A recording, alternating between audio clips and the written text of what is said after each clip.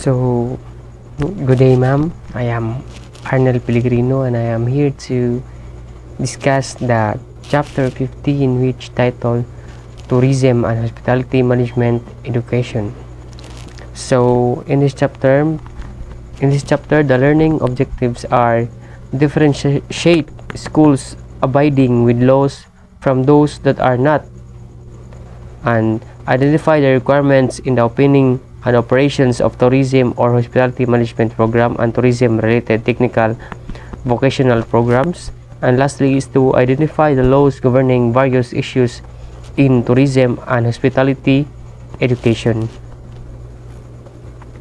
So the government also encouraged all higher education institutions to institutionalize the ladderized interface between the technical vocational educations and training, or TVET, and higher educations, or HE, which enables students to earn certificate at each year level of competencies and enables them to secure gainful employment.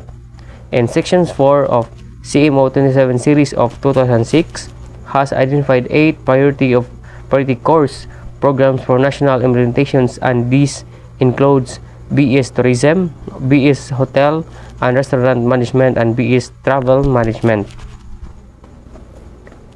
So, school laboratories and other CHED requirements. So, good laboratories aim to hone the practical skills of studies of students. Under things required by CHED are administrators with at least master's degree and industrial managerial experience. 25% of subjects taught by teachers with master's degree and industry experience. At least 2,500 volumes of books, accessions in the library for permit, and 5,000 for recognitions. At least 1,000 square meters in floor area. Adequate library space, accommodating 50% of enrollment.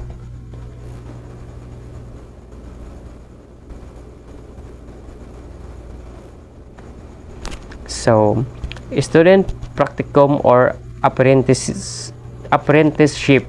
So, a minimum of 200 hours for each area of specializations. For HRM majors, at least 200 hours in hotel operations and other 200 hours in restaurant operations.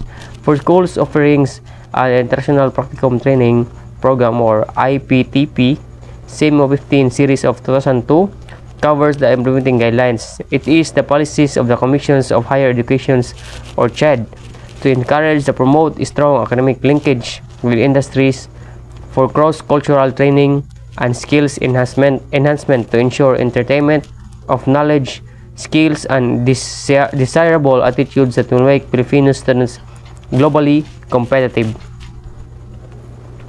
So the foregoing implementing guidelines are applicable to the International Practicum Training Program for HRM or tourism students. So first, the qualification of requirements or the agencies parties involved. These are the higher education institutions, training partner, third-party training partner, or 3TP. Second is the obligations or responsibilities for agencies or parties involved, higher educations, institution, training partners, and third-party training. And the last is the operations of the International Practicum Training Program, the implementations, monitoring, and evaluations, durations of the training. So, sanctions. Any school found guilty of violating the provisions contained in the IPTP policies and guidelines shall be subjected to the revocation of its annual permit to participate in the IPTP. Any violations of the IPTP policies and guidelines by a student trainee shall be subject to any of the following sanctions: failing grade in the practicum subject, invalidations of the trainings undertaken, disqualification from the IPTP. Any student subsequently assessed to be unsuitable for deployment by CHED shall be deleted from the list. Any training partner found guilty after investigations of violations of any provision contained in the IPTP policies and guidelines shall be blacklisted by the CHED, who shall advise all school participants of such action. So, accreditation and deregulations of schools. In accordance with the pertinent provisions of RA 7722, otherwise known as the Higher Education Act of 1994, the Commission on Higher Education hereby promulgates the revised policies and guidelines on voluntary accreditations in aid of quality and excellence in higher educations for the guidance and information of all concerned stakeholders. It is a declared policy of the state to encourage and assist through the CHED higher education institutions which desire to attain standards of quality over and above the minimum required of the state. For this purpose, the CHED encourages the use of voluntary non-governmental accreditation systems in aid of the exercise of its regulatory functions. The CHED will promote a policy environment which support the accreditation's non-governmental and voluntary character and protects the integrity of the accreditation's process.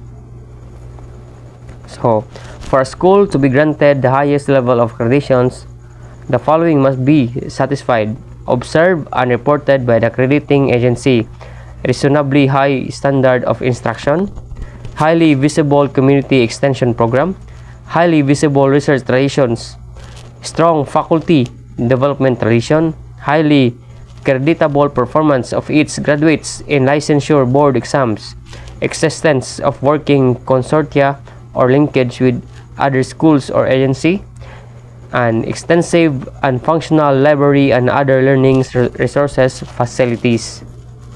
So, the allowable increase in tuitions and other fees in all levels shall not be more than the prevailing national inflation rate. The prevailing national inflation rate shall refer to the average annual headline and inflation rate at the national level of immediately preceding year prior to the academic year for which the intended increase shall take effect. So, sexual harassment in the academy. Section 3 of the Anti-Sexual Harassment Act of 1995 or RA number 7877 provides that in an education or training environment, sexual harassment is committed against one who is under the care, custody, or supervision of the offender, against one whose education's training, apprenticeship, or tutorship is entrusted to the offender, when the sexual favor is made a condition to the giving of a passing grade or the granting of honors and scholarships or the payment of a step allowance or other benefits, privileges, or considerations, or when the sexual advance result in an intimidating, hostile, or offensive environment for the students, trainee, or apprentice. So, random drug testings or tertiary level student. In accordance with the pertinent provisions of Republic Act number 7722, otherwise known as the Higher Education Act of 1994, pursuant of Section 36 of Article 3 of RA 9165, otherwise known as the Comprehensive Dangerous Act of 2002, random drug testing of students in public and private tertiary or higher educational institutions will be implemented beginning 2003. So, tertiary education equivalence. So, CMO 21 series of 1997 provides the policies and guidelines on the implementations of the expanded tertiary education equivalency and accreditation program or ETAEAP pursuant to Executive Order 330. There have been a number of CHED memoranda issued in relations to processing foreign students in the Philippines. So, CMO 53 Section 1997 Amendments of CHED Memorandum Order CMO number 2 Series of 1994 the implementing guidelines on the entry and stay of foreign students in the Philippines and establishment of inter-agency committee for the purpose to conform with Executive Order number 423 signed on 25 June 1997 amending Executive Order number 108 CMO 7 Section 996 submissions of names of designated liaisons officers of higher education institutions with foreign students. Same 996 submissions of reports on foreign students with expired visas and derogatory records. Same 15 1995 general procedure in the processing, entry and stay of foreign student. Same section 994 rules and regulations to implement EO number 188 guidelines on the entry and stay of foreign student in the Philippines and the establishment of the inter-agency committee for the purpose. And that's all. Thank you.